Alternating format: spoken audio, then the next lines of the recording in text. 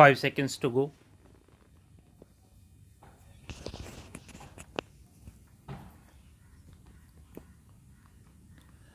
Start.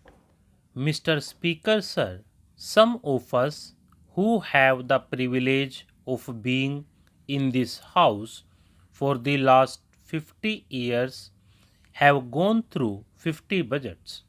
I feel that this budget, viewing from all angles, is really a budget which this country needed at this hour when there is widespread inflation all over the world and every country is struggling to reduce it, and also when there was almost a shadow of recession in this country and there was a heavy rainfall which led to good crop and agriculture produce prices were going down. At this juncture, a budget with maximum investment, minimum taxation, and less deficit as compared to the past few years is a budget that is really a powerful fillip to economic growth, savings, and more investment both in industry and agriculture. This is the type of budget that perhaps the opposition people never expected. There is some criticism here and there about taxation and excise duties. As the finance minister has mentioned clearly, the reduction in excise duties in the case of a few industries is not only to help the middle class people who use TV sets, batteries, or cars, but also the industries and the employees working in those industries.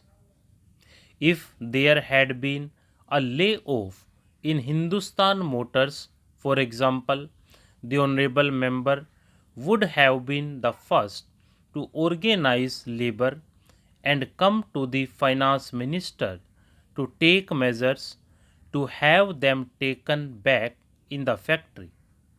So that way, the Finance Minister has reduced the excise duties on certain items.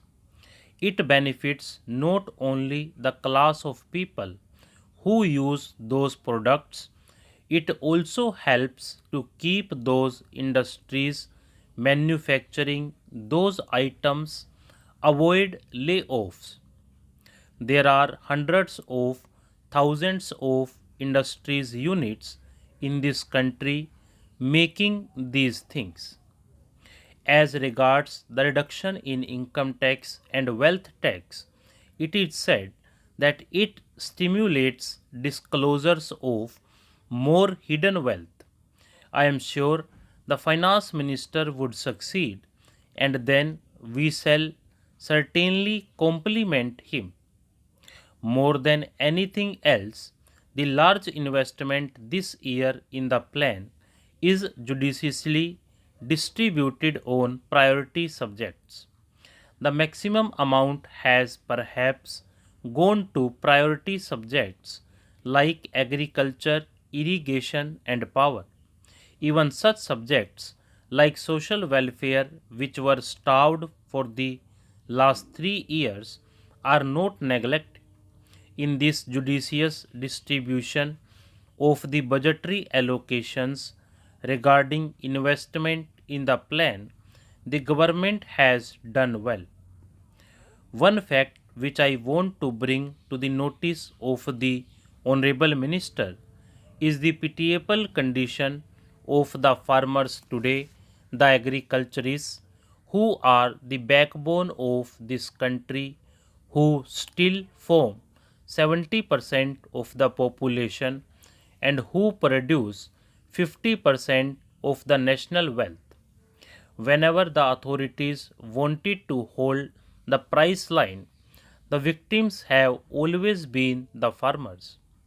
If the price line is horizontal or vertical, you could hold it.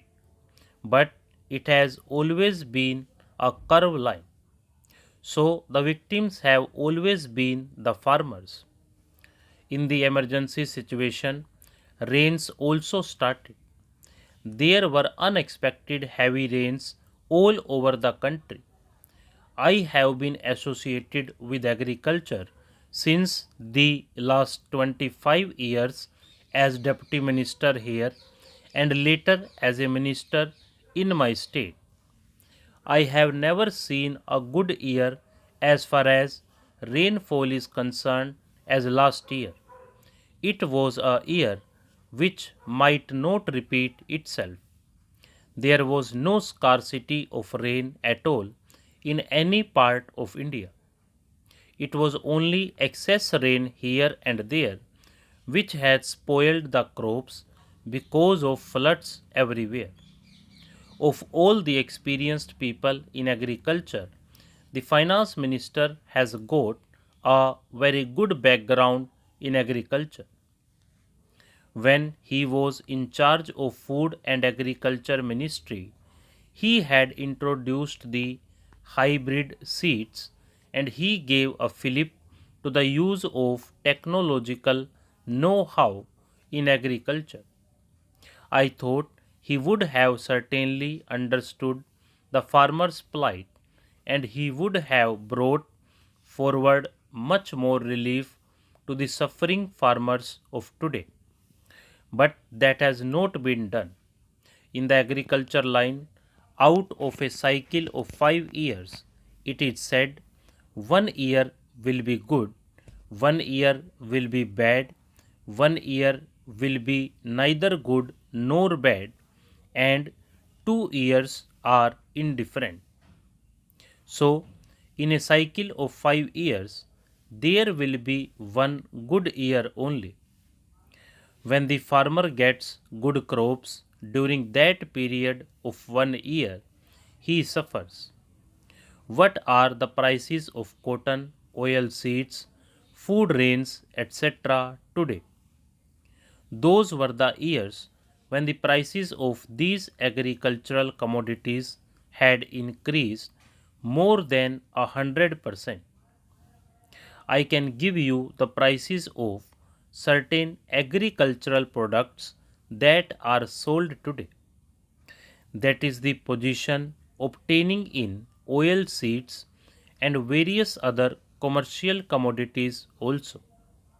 When the prices have come down, the farmers have no money to buy other essential commodities, and this is the state of affairs. From the beginning, Planning Commission has also been advising the states to tax the rural sector. They thought that there were rich people in the rural areas and they should be taxed. Stop.